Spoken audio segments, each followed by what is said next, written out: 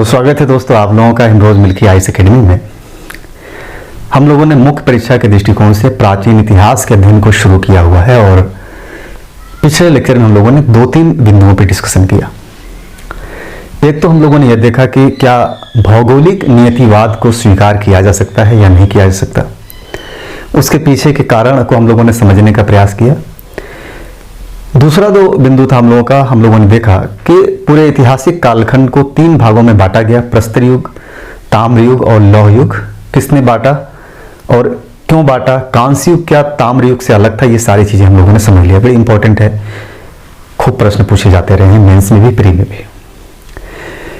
तीसरा हम लोगों ने डिस्कशन किया प्री हिस्ट्री के संदर्भ में कि जब हम प्राग ऐतिहासिक या प्राग ऐतिहासिक काल की बात करते हैं तो इस काल के अध्ययन के क्रम में हमें किन किन बातों का ध्यान रखना है, यहाँ पे हमारे अध्ययन का सोर्स क्या होगा, स्रोत क्या होगा और उस स्रोत की क्या लिमिटेशंस होगी, ये हम लोगों ने समझा। मेंस के पॉइंट ऑफ व्यू से यहाँ से ठीक वैसे ही प्रश्न पूछ लिया जाता है जो मैंने समझाया आपको, वही से एकदम सीधा सीधा प्रश्न पूछा जाएगा।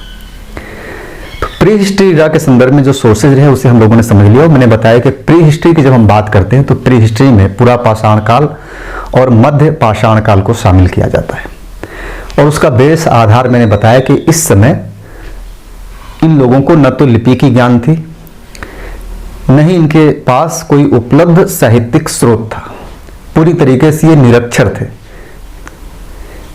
उनके इतिहास को जानने का एकमात्र स्रोत था प्रस्तर के उपकरण, जो उनके द्वारा प्रयोग किया गया पत्थर के उपकरणों का। उसी आधार पे हम उनके इतिहास को जानने का प्रयास करते हैं और मैंने बताया कि जहां पे साहित्यिक स्रोत बहुत कम पाया जाए तो उस संदर्भ में, उस कालखंड के संदर्भ में बहुत कम जानकारियां हमारे पास उपलब्ध हो पाती हैं। यथा जैसे हम उनके धर्म और दर्शन के बारे में नहीं जान सकते,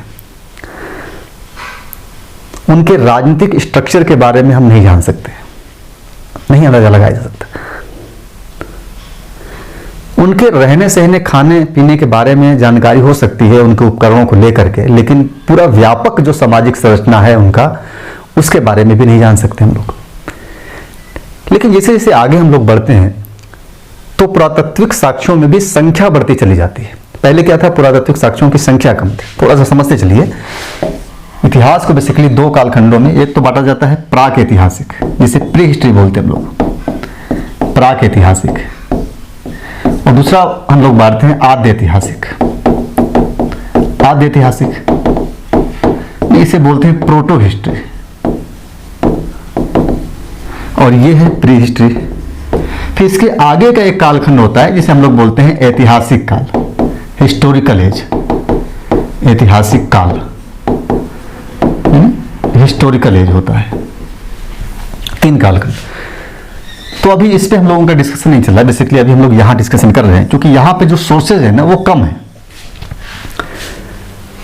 और ये ऐसा कालखंड है कि यहां पे इनको कोई लिपि का ज्ञान था ही नहीं, ये पूरी तरीके से निरक्षर थे, ना तो लिपि थी ना तो कोई अक्षर था, कुछ भी नहीं था। और यहां पे इनके इतिहास जानने का एक्सक्यूज मी, प्री हिस्ट्री की जब बात करते हैं तो यहां पे इनके इतिहास को जानने के लिए हमारे पास एक साधन है, वो है पुरातात्विक साधन यानी सामग्री। और पुरातात्विक सामग्री में भी इनकी भी संख्या बहुत ही कम है, ऐसा नहीं कि बहुत ज्यादा है। मैं ये समझाना चाह रहा हूं आप लोगों को कि हम यहां जब आते हैं तो यहां भी हमारे पास पुरातात्विक स्रोत है प्री हिस्ट्री एज में। जब हम लोग प्रोटो हिस्ट्री एज में पहुंचते हैं ना तो यहां भी हमारे पास इनके इतिहास को जानने का जो स्रोत है वो पुरातत्व ही है, पुरातत्व ही है दोनों जगह। लेकिन यहां पे जो पुरातात्विक साधन है, जो सामग्रियां मिली हैं, उनकी संख्या भी बहुत कम है। क्या मिला है? सिर्फ पत्थर के उपकरण, पत्थर के उपकरण मिले हैं। जब यहां आते हैं तो यहां पे पुरातात्विक सामग्रियों की संख्या बढ़ जाती है। यहाँ पे पत्थर के उपकरण तो मिलते ही हैं, पत्थर के उपकरण के साथ साथ यहाँ पे और भी चीज़ें मिलना शुरू हो जाती हैं, जैसे कि यहाँ पे इनके कई सारे बर्तन मिलना शुरू हो जाते हैं, मूर्तियाँ मिलना शुरू हो जाती हैं, आभूषण मिलना शुरू हो जाते हैं, है ना। इनके निवास के स्थल मिलना शुरू हो जाते हैं, घर वगैरह मिलना शुरू हो जाता है। पशु एवं मानव के जीवाश्म मिलना शुरू हो जाते हैं, मानव जीवाश्म शुरू हो जाते हैं। तो हम पाते हैं कि प्रोटो हिस्ट्री काल में जब हम पहुंचते हैं तो पुरातात्विक सामग्रियों की संख्या बढ़ जाती है। जैसे जैसे सामग्रियों की संख्या बढ़ेगी वैसे वैसे इनके बारे में हम ज़्यादा चीज़ें जान पाएंगे, समझ पाएंगे। सामग्रियों की संख्या कम होगी तो हम कम जान पाएंगे। इसी वजह से पुरा पाषाण काल और मध्य पाषाण काल में बहुत सीमित जानकारी हमें मिलती है मानव के संदर्भ में। लेकिन जब आगे बढ़ते हैं प्रोटो हिस्ट्री एज में और हड़प्पा काल में बढ़ते हैं तो हमें एक पूरी एक सभ्यता मिल जाती है और उस सभ्यता के संदर्भ में कई सारी चीज़ें हम जान पाते हैं। हालांकि मैंने बताया था कि पुरातात्विक जो स्रोत होते हैं उनके भी लिमिटेशंस होती हैं, सीमाएं होती हैं। जैसे मूर्तियां अगर मिली तो हम ये जान सकते हैं कि पूजा तो करते थे, ये तो पता चल जाता है। लेकिन आपको पता है कि धर्म के दो एंगल होते हैं। जब हम किसी धर्म की बात करते हैं तो उसको दो एंगल होते हैं। एक एंगल होता है धर्म का कर्मकांडी पक्ष, कर्मकांडी पक्ष जिसे बोलते हैं अनुष्ठानिक पक्ष, धर्म में कौन कौन से अनुष्ठान हो रहा है। और दूसरा होता है धर्म का एक चिंतन पक्ष या विचार पक्ष या दर्शन पक्ष बोलते हैं, दर्शन पक्ष बोला जाता है। तो मूर्तियां मिलने से हमें यह तो पता चल जाता है कि मूर्तियों को पूजा करते थे और मूर्ति पूजा करना एक कर्मकांडी पक्ष है, लेकिन उनका दर्शन और विचार पक्ष के बारे में हम नहीं जान पाते। तो पुरातात्विक सामग्री भी पूरी जानकारी नहीं दे पाती समाज के बारे में, उनके दर्शन के बारे में, विचार के बारे में, उनके राजनीतिक स्ट्रक्चर के बारे में। लेकिन इसके बावजूद भी पुरातात्विक सामग्रियां अगर बड़ी मात्रा में हमें मिलती हैं तो उनके रहन सहन, खान पान, बहुत सारी चीज़ों के बारे में जानकारी मिलती है। यानी ओवरऑल कह सकते हैं कि हम लगभग 70 से 80% चीज़ें हम समझ पाते हैं, जान पाते हैं। सिर्फ वैचारिक स्तर पे जो चीज़ें रही हैं उससे हम नहीं समझ पाते हैं। वहाँ एक अनुमान लगा करके हमें पहुँचना होता है कि इस तरीके की चीज़ें रही होंगी। जैसे हड़प्पा काल के बारे में हम लोग पढ़ेंगे तो वहाँ यह तय करना बड़ी मुश्किल है कि उस हड़प्पा काल की जो पूरी सभ्यता रही वो किसके कंट्रोल में थी। क्या कोई शासक वर्ग था? अगर शासक वर्ग था तो कौन था? वो पुरोहित था या कोई मजबूत राजनीतिक व्यक्ति था जो कंट्रोल कर रहा था, या कोई धार्मिक पुरोहित था जो कंट्रोल कर रहा था? तो एक अनुमान लगाते हैं कि ये हो सकता है, ये हो सकता है।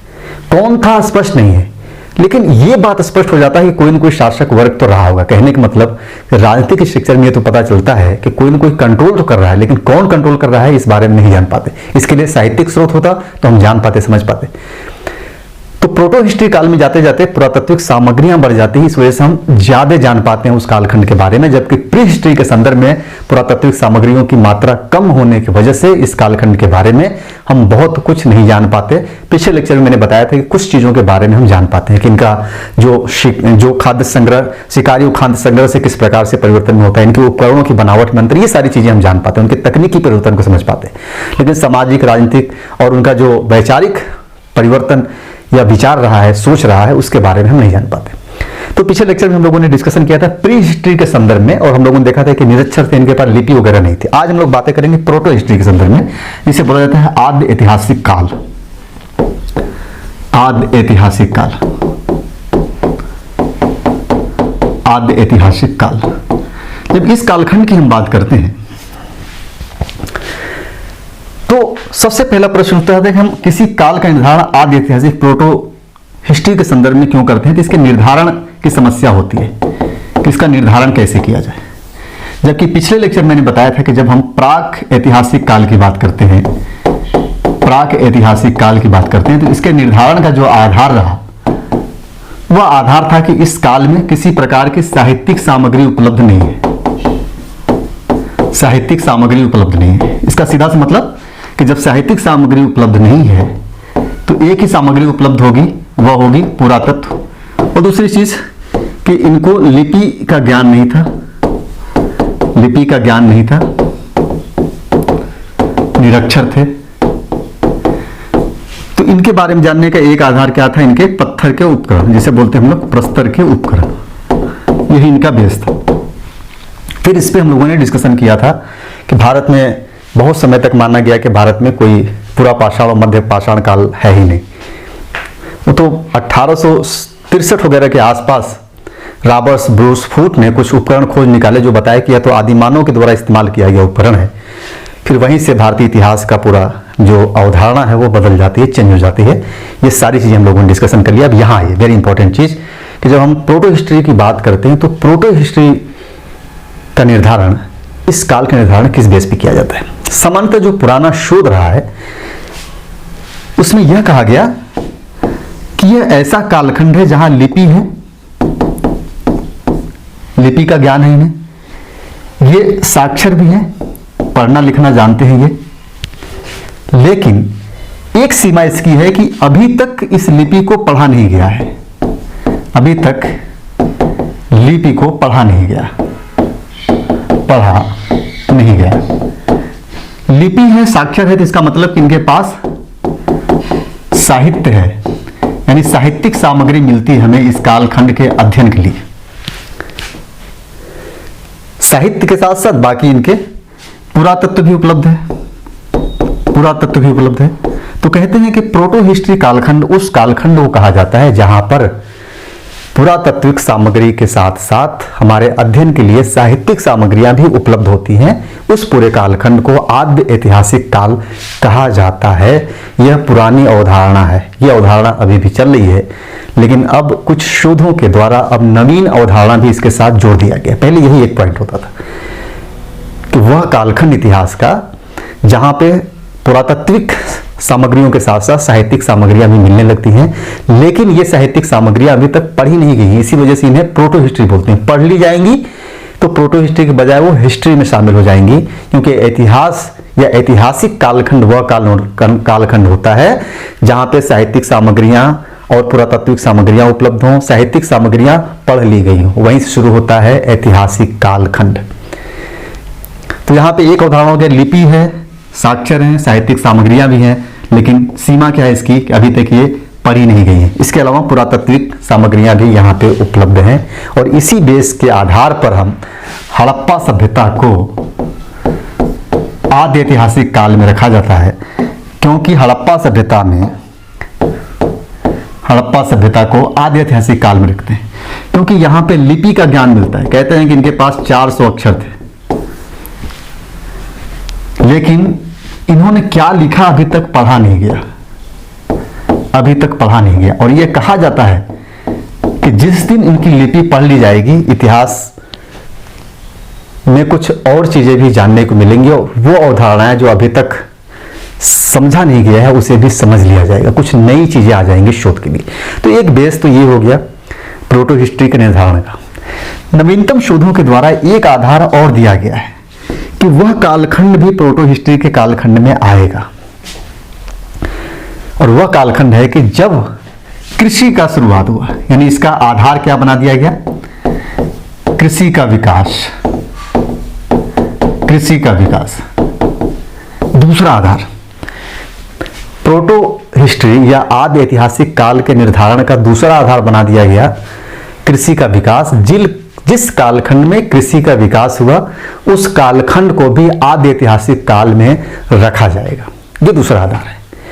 जब कृषि के विकास की बात करते हैं तो हम लोगों को पता है कि कृषि के विकास की अगर बात किया जाए तो नवपाषाण काल में कृषि की शुरुआत हो गई थी। नवपाषाण काल में कृषि के विकास शुरू हो गए, तो दूसरे निर्धारण के आधार पर नवपाषाण काल भी प्रोटो हिस्ट्री इरा में शामिल हो जाएगा, आद्य ऐतिहासिक काल में शामिल हो जाएगा। जब नवपाषाण काल शामिल होगा तो आपको पता है ताम्रपाषाण काल में शामिल हो जाएगा कि इसमें भी खेती किया जाता था, और फिर आपको पता है कि इसमें हड़प्पा सभ्यता भी शामिल होगा, क्योंकि हड़प्पा सभ्यता भी कृषि वाली सभ्यता थी, नहीं यहां भी खेती का जानकारी था इनके अंदर। ठीक, तो हड़प्पा सभ्यता के साथ साथ ताम्रपाषाण काल और नवपाषाण काल के चीजों को भी शामिल कर लिया गया। और दूसरा भी सही कहता है कि जब हम आद्य ऐतिहासिक काल की बात करते हैं तो हमें हड़प्पा सभ्यता के साथ साथ नवपाषाण काल और ताम्रपाषाण काल को भी आद्य ऐतिहासिक काल के अंतर्गत जोड़कर देखने की जरूरत है, आवश्यकता है। और बेस मैंने बताया क्यों, क्योंकि इस समय कृषि का विकास हुआ था। यहां तक क्लियर है? अब समझिए, देखिए, जब हम लोग प्राक इतिहास की बात करते हैं या प्राक ऐतिहासिक काल ऐसे लिखे, तो मैंने बताया लिपि का ज्ञान नहीं था, साहित्यिक सामग्री मिलती नहीं है, से पुरातत्व मिलता है। और इस बेस पे अगर देखा जाए तो आता है पूरा पाषाण काल, पूरा पाषाण काल, और इसमें शामिल होता है मध्य पाषाण काल,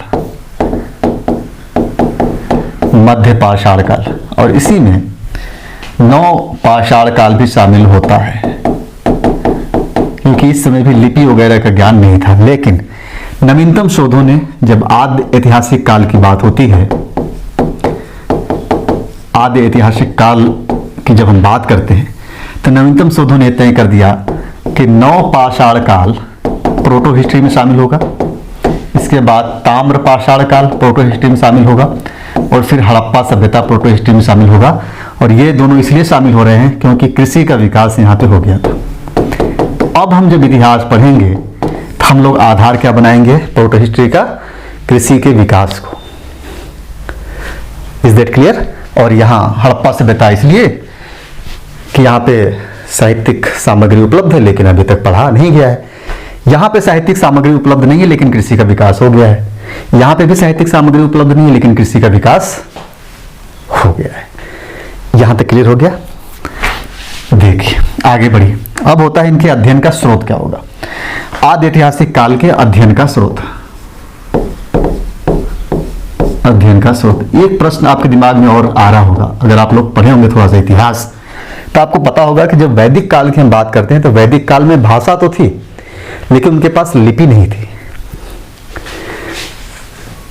लेकिन उसके बाद भी वैदिक काल को हम ऐतिहासिक काल में शामिल करते हैं, न कि प्रोटो हिस्ट्री इरा में शामिल करते हैं, आदि ऐतिहासिक काल में शामिल करते हैं। तो उसका रीजन ये है कि जो वैदिक परंपरा रहा वो मौखिक रूप से चलता रहा लंबे समय तक, और बाद में हमें वैदिक साहित्य मिलता है, बहुत बाद में वैदिक साहित्य मिल जाता है।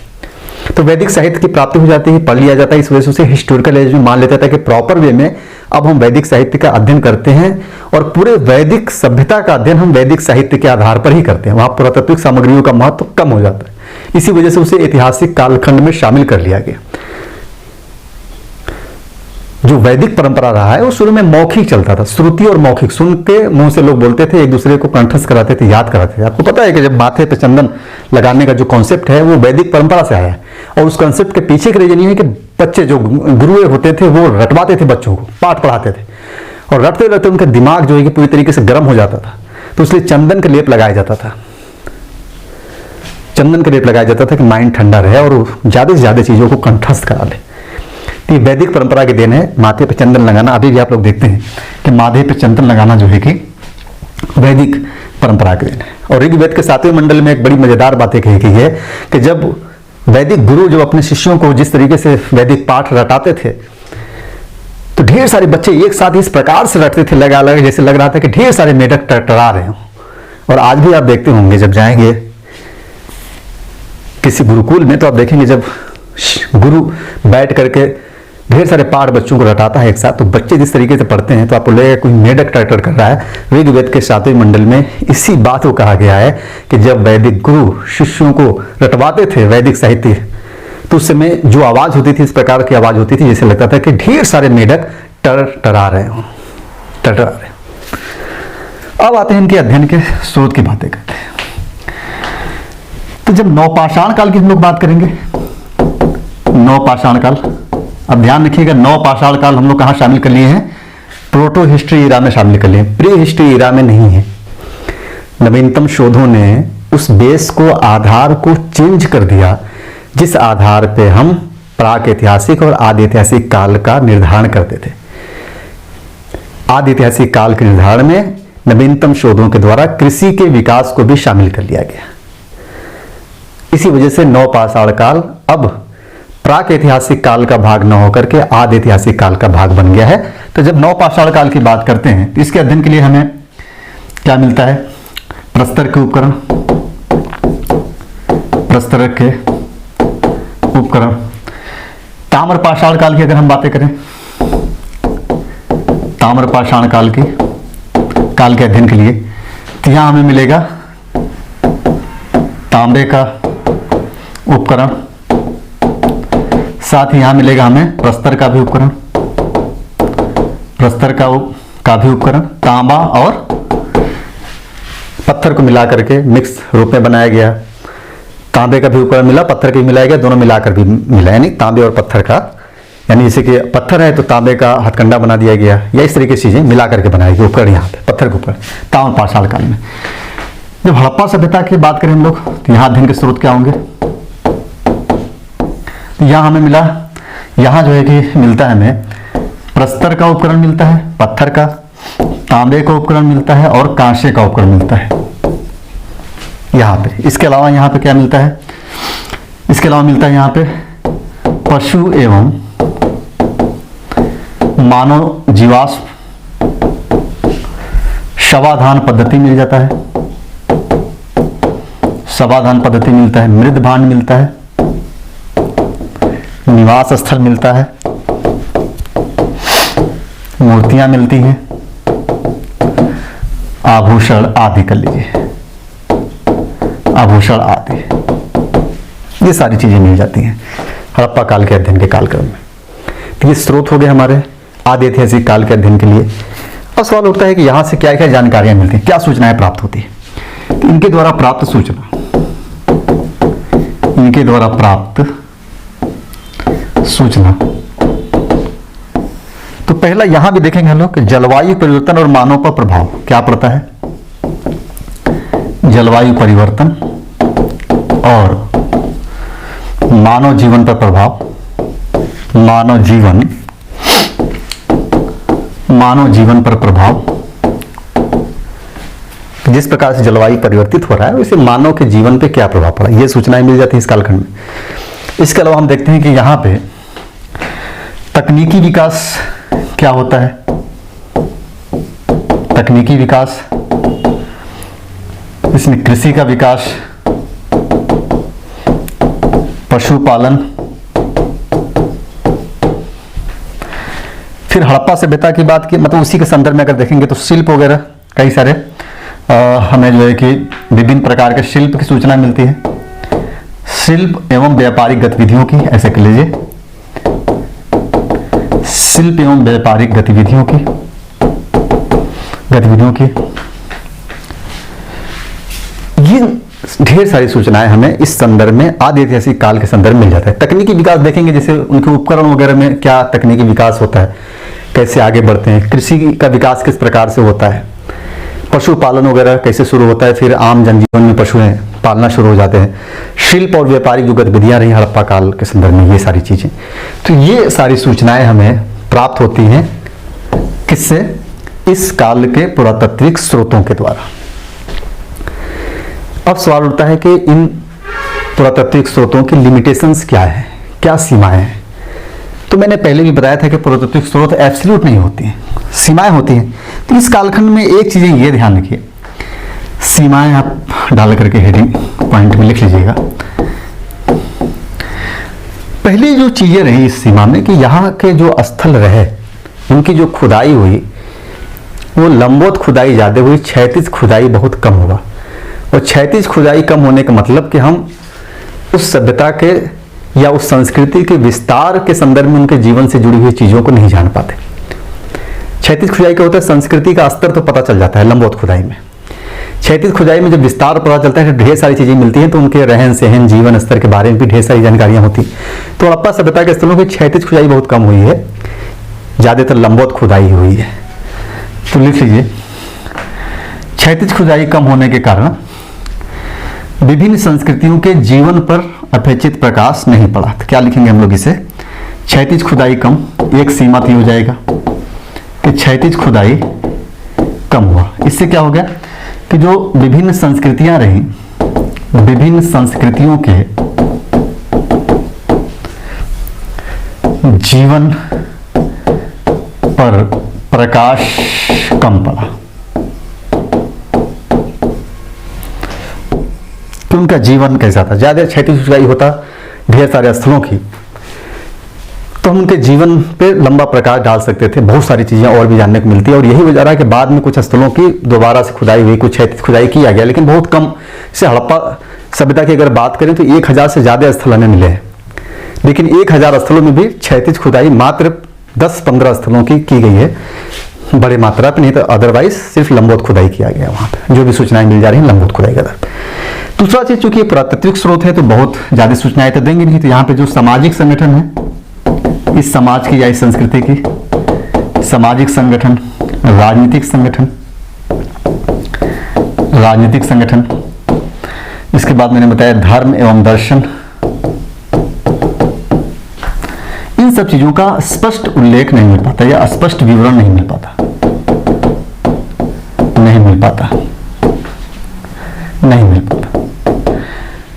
ये एक लिमिटेशन रहा है। और मैंने बताया था कि पुरातात्विक सामग्रियां इन सब चीजों की जानकारियां नहीं दे पाती, एक लिमिट तक ही जानकारियां देती हैं, तो एक सीमा तो ये हो गया। और दूसरी चीज, इस कालखंड की जो सीमा रही, इनका जो खुदाई किया गया वो क्षैतिज खुदाई कम हुई, लंबवत खुदाई ही ज्यादा हुई। तो ये आदि ऐतिहासिक काल से। एक चीज और, कुछ चीजें और पुरातत्व में जुड़ी हुई है, पुरातत्व के अध्ययन में कुछ नई चीजें जुड़ी हुई है, उसे ध्यान रखिएगा। पुरातत्व के अध्ययन में जुड़े नए आयाम, तो एक आयाम तो जुड़ा गया है कि मानव समुदाय पर पर्यावरण का प्रभाव, मानव समुदाय पर पर्यावरण का प्रभाव, एनवायरमेंट का क्या प्रभाव पड़ा, इसे बेसिकली शुरू किया गया था गार्डन चाइल्ड द्वारा, के द्वारा। और भारत की बात किया जाए तो भारत में 2 लोग हैं, राजगुरु और बीपी अग्रवाल। इन्होंने पुरातत्व के आधार पे या पुरातत्व के अध्ययन का बेस पे ये चीजें अध्ययन करना शुरू किया कि जो मानव समुदाय रहा वहां पे, उनका पर्यावरण पे बेसिकली क्या प्रभाव रहा या पर्यावरण का उन पे क्या प्रभाव पड़ा।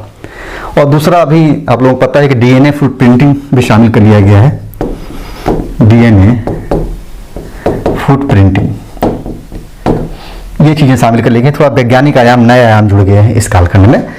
तो ये तो हम लोगों का हो गया आदि ऐतिहासिक काल के संदर्भ में उनके स्रोतों का विश्लेषण। तो स्रोत से संबंधित चीजें अब यहाँ पे समाप्त हो गई, जितनी भी चीजें थी हम लोगों ने उस कालखंड का कर लिया। अब आगे जैसे हम लोग आगे बढ़ेंगे जब, तो जो चीजें पढ़ेंगे, जैसे वैदिक काल में आगे बढ़ेंगे या हड़प्पा काल में आगे बढ़ेंगे, तो वहां इतिहास लेखन से जुड़ी हुई क्या समस्याएं हैं वो वहीं पे हम लोग देखेंगे।